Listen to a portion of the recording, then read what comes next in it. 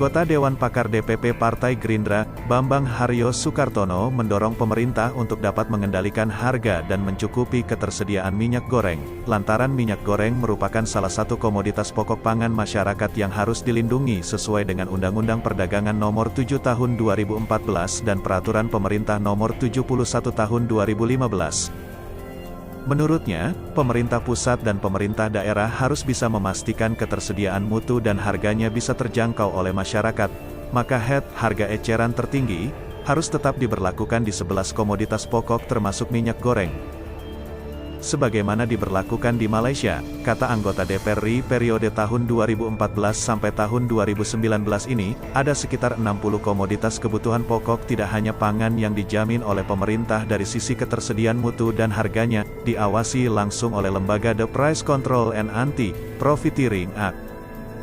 di mana 18 komoditas pangan dari 60 komoditas pokok diatur harganya oleh pemerintah Malaysia dan diawasi pelaksanaan oleh Kementerian Perdagangan Malaysia dengan sanksi hukum denda yang sangat tegas dan tinggi apabila terjadi penyelewengan, kata Bambang Haryo.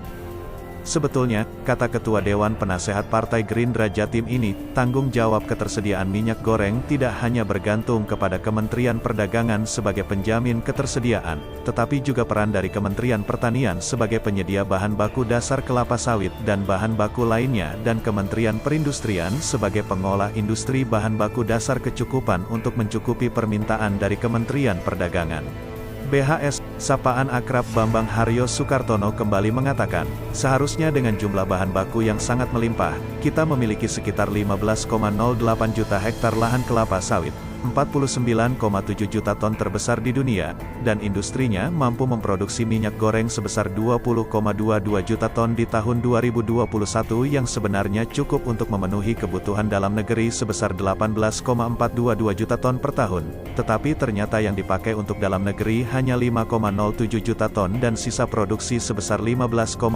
juta ton diekspor di tahun 2021 ungkapnya. Di sini terlihat bahwa pemerintah saat ini kurang memperhatikan kebutuhan masyarakat dalam negeri sesuai dengan UU dan peraturan pemerintah yang harus ditaati oleh kementerian terkait untuk memenuhi kebutuhan pokok masyarakat jika dibandingkan saat pemerintahan Orde Baru di saat krisis ekonomi tahun 1998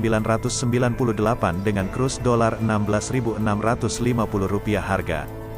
Minyak goreng sebesar Rp3.800 dinaikkan menjadi Rp4.800 dengan jumlah kecukupan sesuai kebutuhan masyarakat saat itu, dan pada saat krisis moneter itu Presiden Soeharto sempat membuat kebijakan menyetop ekspor kelapa sawit agar kebutuhan minyak goreng dalam negeri terpenuhi. Juga saat pemerintahan SBY di mana harga minyak mentah dunia tahun 2011 sama dengan saat ini berkisar $100 Amerika Serikat per barel dan harga minyak goreng saat itu dapat ditekan sebesar Rp11.256 per liter, kata BHS. Lebih lanjut, tutur BHS, seharusnya pemerintah bisa mengusahakan harga minyak goreng di Indonesia jauh lebih murah daripada negara-negara yang ada di seluruh dunia, karena sebagian besar bahan baku pembuat minyak goreng sudah ada di Indonesia dan sangat melimpah, mulai dari kelapa sawit saat ini terluas di seluruh dunia, kopra, kelapa terbesar urutan pertama di dunia dengan panjang pantai tropis terpanjang di dunia, bunga matahari yang bisa ditanam di dataran tinggi yang salah satu terluas di dunia dan tidak terpengaruh temperatur, musim juga kacang-kacangan dan jagung yang mudah ditanam di Indonesia.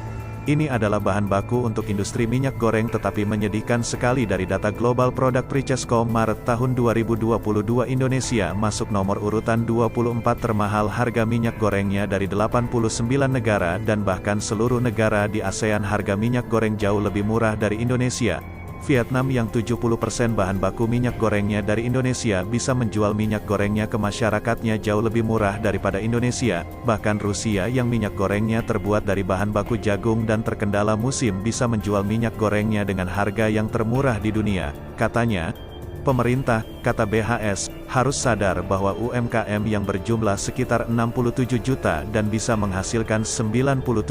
serapan tenaga kerja, sekitar 66% sangat menggantungkan bahan baku minyak goreng untuk produk makanan, termasuk juga ibu-ibu rumah tangga rata-rata di atas 50% bahan masakan olahan rumah tangga adalah dengan minyak goreng sebagai kebutuhan dasar dan kebijakan pemerintah di sebagian besar negara di dunia. Minyak goreng masuk menjadi kebutuhan pokok yang harus dipenuhi termasuk Indonesia.